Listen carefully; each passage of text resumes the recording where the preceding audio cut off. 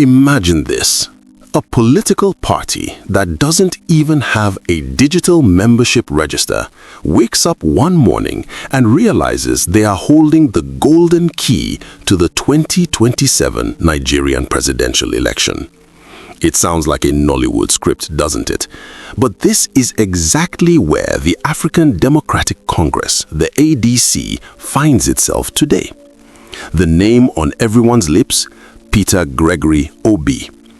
New electoral laws have just turned the Nigerian political chessboard upside down.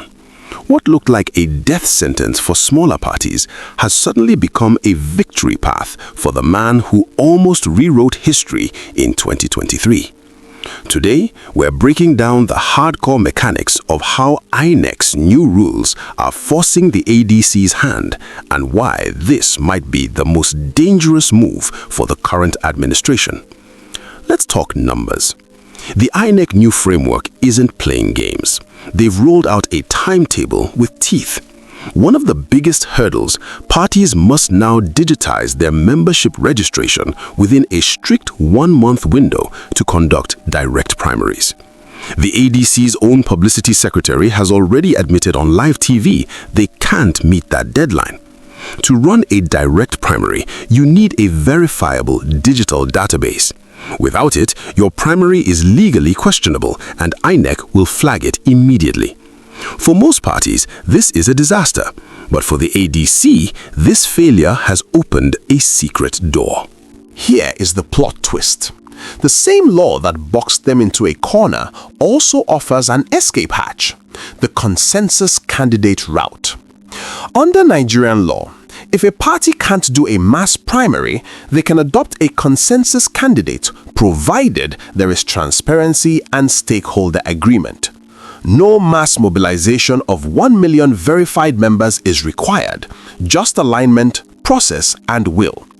Suddenly, the ADC's greatest weakness, their lack of structure, has become their most powerful asset. They don't need to spend months building a database, they just need to pick the right man.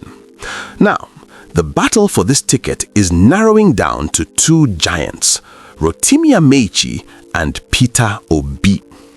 Amaechi is a political survival.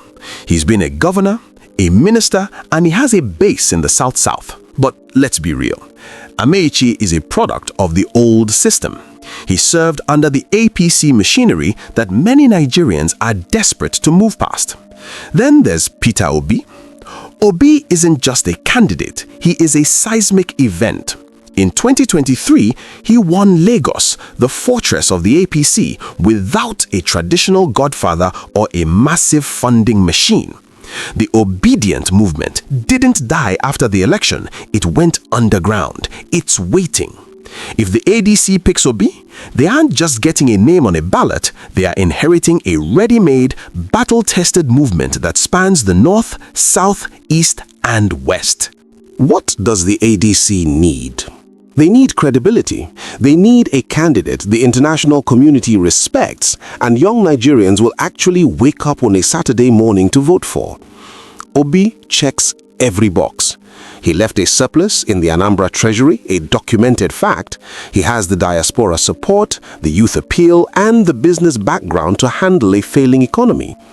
By choosing him through a transparent consensus process, the ADC becomes the adult in the room. They show they can follow the law when it's hard, not just when it's convenient. But there is a nightmare scenario. If the ADC fumbles this, if they allow internal power brokers to sell the ticket to the highest bidder or fail to use the consensus route correctly, they risk not being on the ballot at all.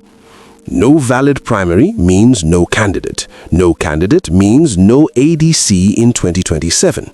This isn't speculation, it's the hardcore mechanics of the law. If the ADC collapses inward, it doesn't just hurt the party, it poisons the entire democratic ecosystem. It fuels voter apathy. And a low turnout election is exactly what the establishment needs to cruise to victory. History is full of parties that had a golden moment and didn't recognize it until it passed. This is the ADC's moment. The new INEC timetable, the legal necessity of a consensus candidate, and the energy of the streets are all pointing in one direction. Get it right, and the ADC changes the game. Get it wrong, and they become a footnote, a cautionary tale of what happens when you hold the answer in your hands and don't realize what you're holding. The clock is ticking. Peter Obi might be about to get the call that changes everything. What do you think? Is a Peter Obi ADC alliance the ultimate checkmate for 2027? Let me know in the comments. Don't forget to smash that like button, subscribe to the channel, and turn on the notification bell so you never miss a deep dive into the truths that shape our nation. Stay informed, stay vigilant. We'll see you in the next video.